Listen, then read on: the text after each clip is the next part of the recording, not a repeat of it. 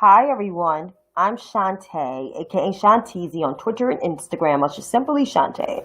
So I have my weekend edition for Twitter and YouTube of my analysis. It's going to be not as long because it's Saturday, but I have stuff that's important, especially the coronavirus. So here we are. So I'm only focusing here in the US, but I am going to state the global number first of cases around the world. As you know, COVID is in 188 countries. So today, COVID-19, as of August 22nd, 2020, we are at 23,130,345 cases of COVID-19. Here at home, we are at 5,666,673, with our death toll sitting at 176,340. This is all according to the Johns Hopkins website, this portion. My next portion, which is the states, is from the New York Times COVID map. So California is the state with the highest cases now. It's at 665,010, followed by Florida at 597,589, Texas at 881. New York is at 433,881. Georgia is at 235,783. Illinois is at 220,354. Arizona is at 197,909. New Jersey is at 191,175. North Carolina is at 153,966. Los Angeles is at 141,861. And with our counties, I'm just going to California is the highest. California is at almost 230,000 cases. They had 229,000. Followed by Miami-Dade County is at 150,305. Maricopa is at 131,166. Cook County is at 119,644. Harris County is at 96,658. Queens County is at 68,820. And Broward County, which is in Florida as well, is 68,542. So cases are still going up. Some are upticks because of reopening, partial reopening, and rest of them is just increasing cases.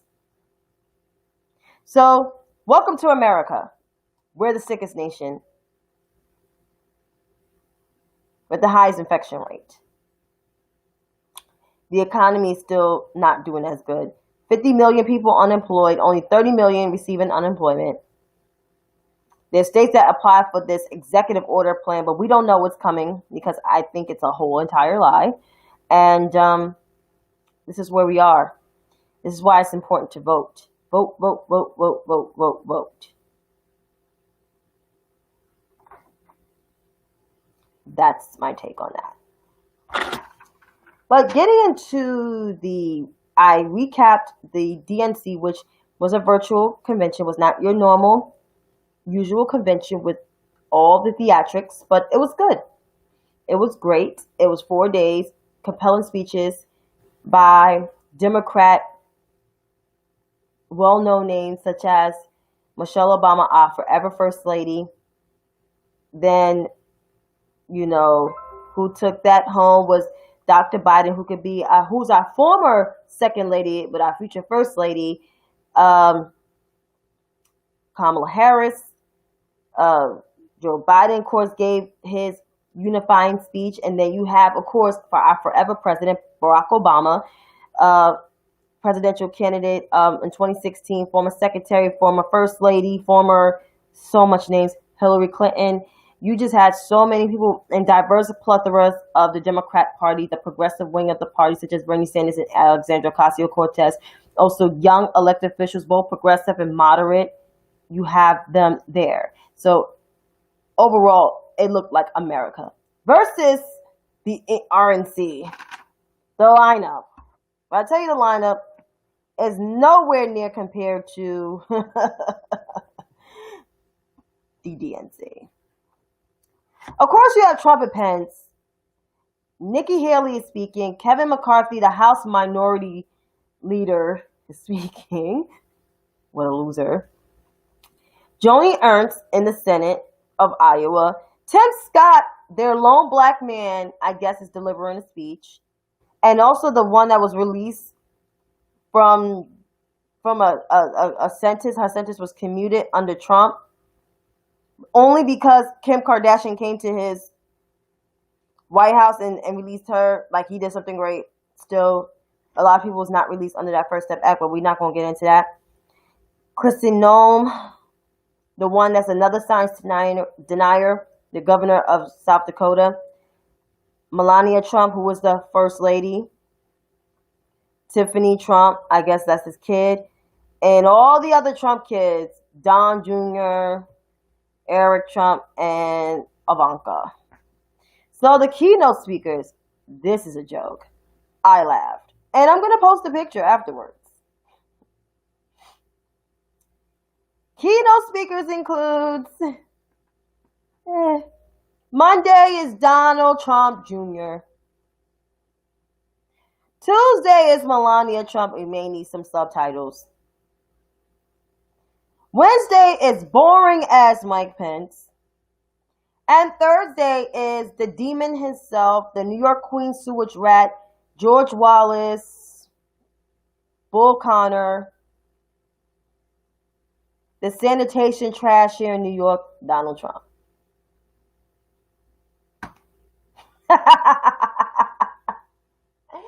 This is funny because this is nowhere near Monday's lineup. Like, you saw the DNC lineup. You saw, we have former U.S. presidents in the Democratic Party. Jimmy Carter, God bless, he's still living. His wife spoke. Bill Clinton, Hillary Clinton, Barack Obama, Michelle Obama. The three forever first ladies in the Democrat Party spoke. You had Caroline Kennedy speaking and her son, which her son looks exactly like his grandfather, John F. Kennedy. You had, who else in the Democratic Party? A couple of Democratic senators from my senator, Chuck Schumer, the Senate Minority Leader, Tammy Duckworth, Tammy Baldwin, Cory Booker. I think Kristen Gillibrand spoke for a little bit. I'm not quite as sure. Keisha Lance Bottoms, Stacey Abrams, Alexandria Ocasio-Cortez. You had spoke to families, traditional folks. You even had Colin Powell spoke, which I only acknowledge. That's the one of the Republicans I'm actually acknowledging because he voted for 2 Democratic tickets like so many times. He voted for Barack Obama, for crying out loud. He endorsed him. And then endorsed Hillary Clinton. So, this lineup of Republicans speaking is so much of a joke. I'm surprised if Diamond and Silk, they're probably going to be there. And Candace Owens' dumbass is going to be there too. And Vernon Jones, the Democrat who is still in the Democratic Party, even though he's supporting Donald Trump. And he's part of Black Voices for Trump. That's hilarious. That's hilarious as fuck. So, and oh, I forgot. They're inviting the racist people. The couple that stick the guns up at the protesters in Missouri. So it's racists and conspiracy theorists and science deniers all gathering together in one with grifters. What the? How much of a... Yeah, Diamond and Silk is ridiculous. Oh, God. They're ridiculous. They make me... No, they don't make me. Because I'm a smart Black woman. All folks ain't sometimes your kinfolk. That's all I'm saying. But... those are the assholes that are speaking at the, and I don't think it's any musical guests. And if so, they will probably have, what's his name? Kid Rock. And Kid Rock is so washed up. So washed up. But that's the RNC. But the crazy part is they don't have Bush speaking. Bush don't like them. No Mitt Romney. The McCain said, F them. The McCains Sidney McCain is endorsing Joe Biden. So this RNC, it's going to be dark, racist. It's like the 1960s and worse. Versus the Democratic Party, which it was very. Oh, I forgot. Ted Cruz probably gonna be there. They said Mitch McConnell's giving a taped speech, and they're also gonna gather people in D.C. and in North Carolina. Might be like the Tulsa rally.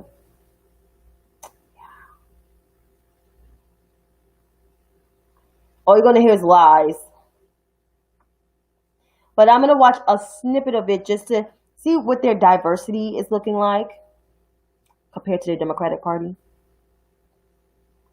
Our diversity just had to do with race, sexual orientation, and different economic classes, whether it's middle class, working class. Yeah. Yeah, only his son is speaking, and Don Jr. is a stupid motherfucker. I mean, he always been. That whole family, like, oh, God. And I feel bad for Barron because he's still a child. Still a child. Still a kid. So I don't try to, put kids in that. But listen.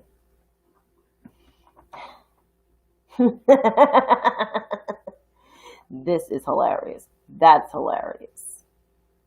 But on to another topic. So, Miss Nina Turner. The Democrats that annoyed the dog shit out of me. The quote unquote Democrats. So, she was trending today, and I'm like, what the fuck? She was trending, talking about Nina Speaks For Me. Now, she trended. So, Ryan Knight. Clout chasing ass. Let me see how many followers he got. Oh yeah, he got a good following base, but he's still full of shit. He calls himself a Democrat, socialist, activist, advocate. You ain't no advocate, motherfucker. You ain't not. So,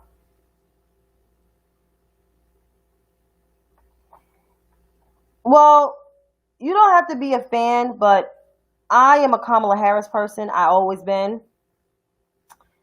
That's the one I wanted to be president, but after that, I did not want to, what's that? I didn't want to participate in the primaries at all. I had that thought process for a minute, but I know that's not in my heart, just not sit out in an election. Because I'll support whoever was a ticket, but I'm so glad that he picked Kamala. Because all them other ones that were considered, I'm like, they're Republican targets. They thought they was going to pick Susan Rice or Elizabeth Warren because they already had their attacks coming for them and Karen Bass. I mean, they went open season on Karen Bass, which was crazy because I actually like Karen Bass, but not for a VP. She's good where she's at. I hope she's the chair of the CBC again because she needs to be the chair, period. Ongoing chair of the CBC. And the CBC is going to grow even larger because there's going to be a lot of black women going to be elected to Congress. And there's going to be a big ass caucus. The CBC? Oh, yeah. Woo. But Biden and Harris may have the most progressive administration because the people that they're going to hire if they win, think about it. Bernie Sanders is going to be the Secretary of Labor. I can see that happening. Maybe just me. Everybody's like, well, Chantay, we're not fans of Bernie. I understand that. But Bernie, all the work that Bernie's actually doing behind the scenes with Joe Biden and his policies, because they got the Unity Task Force, Bernie going to have a job. Maybe Elizabeth Warren may have a job in that. Who else going to have a job? We know Andrew Yang, Pete Buttigieg, possibly Cory Booker, Beto O'Rourke.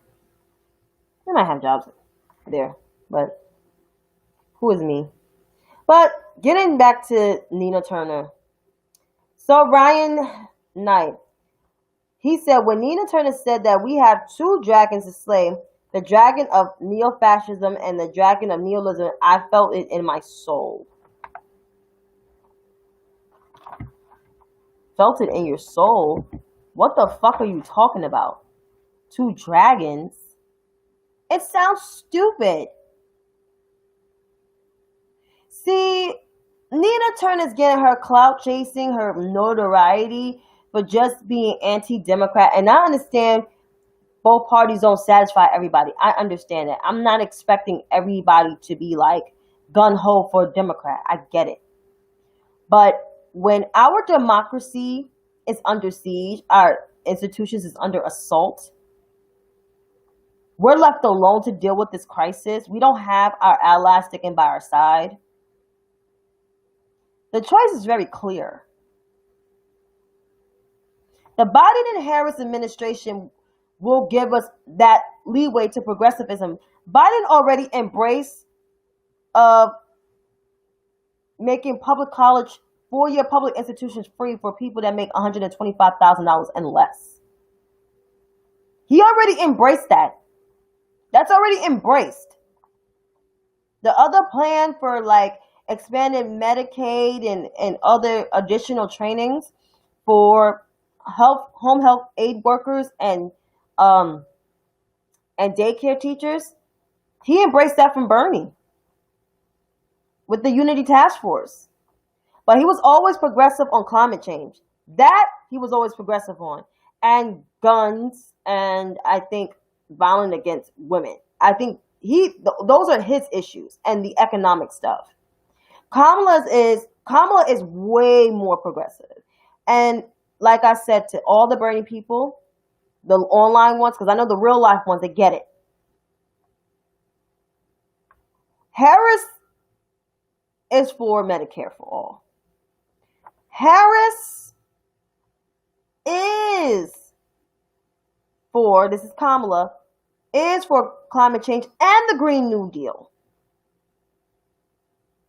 Even though she is for Medicare for all, she's also for a public option as well.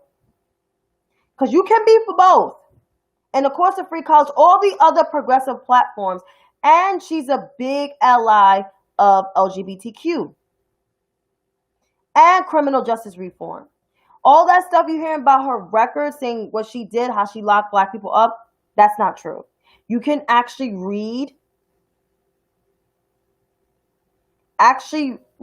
some of the stuff. You can research on your own, like I'm still doing, and you'll realize that she is an advocate for criminal justice reform. She also had the Back on Track program. That's intervention and prevention. That's something that I fundraise for, intervention and prevention programs on a mentor level. Not on a law level like she did. And stopping human trafficking of young women. Because her predecessor used to actually lock young women up for prostituting. I did not know that. Thank you, Nikki Solis, for educating everybody in the intel detail of it. But yeah, this proud socialist, this whole Nina Turner thing, it just sounds so stupid. It's just really stupid and really ridiculous.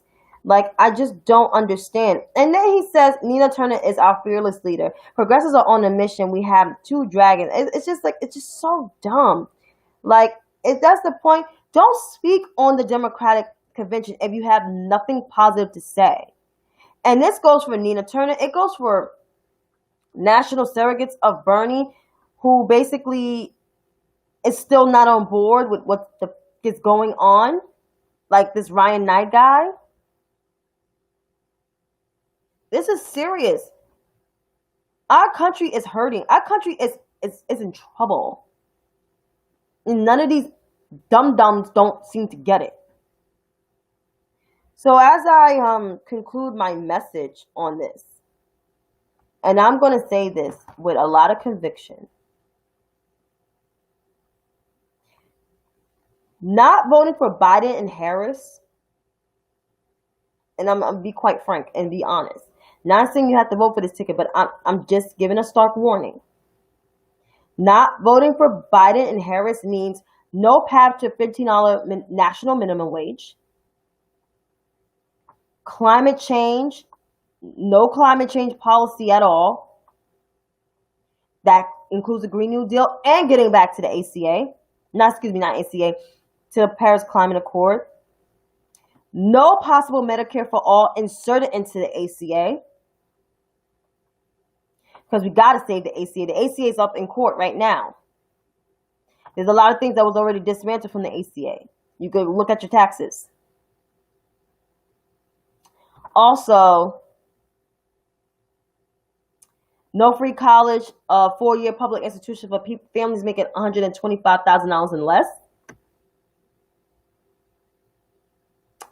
Let's see.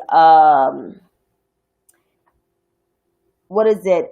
Teachers getting that training, and also food assistance and rent relief and all that other stuff. Supreme Court. Our courts are already jacked up. Let's see. What else? LGBTQ rights.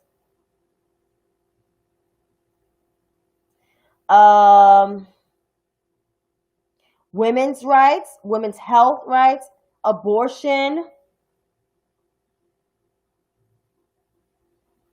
racial injustice. I can go on and about this, but when you don't vote for this Biden and Harris ticket, you're risking all of what I just said for another 4 years of Donald Trump, the New York con grifter, to mess up this country for many years to come. It's important that you do your research on your candidates. Not hear hearsay and not read disinformation articles, because we also are dealing with not just this COVID issue, because that's another reason, the main reason, because we all want to go outside and be with our friends again, but we have 3 countries trying to interfere in our elections.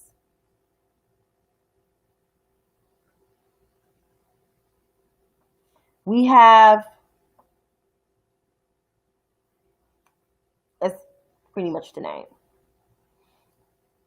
Russia, of course, Iran, and China. Like, it's really bad. Like, we're screwed, dude. And on top of this, he's trying to F with the post office. Like, literally trying to mess with the post office. And just to read my news, my breaking news, the House just passed a bill that will give $25 billion to the post office and block changes that Democrats fear could hinder mail ballots. So I hope, and I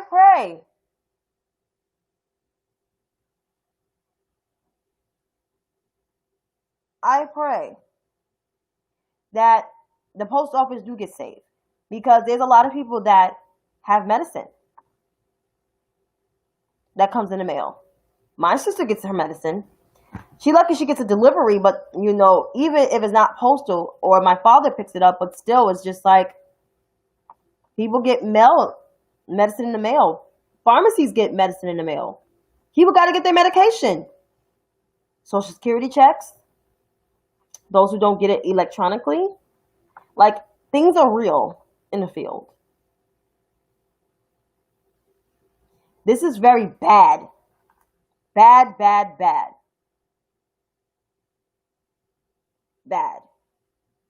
Seriously bad. But yeah, if we don't vote, if this happens, I don't want to see another more years of Donald Trump in that White House. I don't. And I'm a New Yorker. So I know Donald Trump before he even got in that office. Not know him personally, but know the stuff that he has done. But it's your own judgment. I can't tell grown people what to do, but I'm just giving advice. Vote like your life depends on it. But until then, you guys have a great night.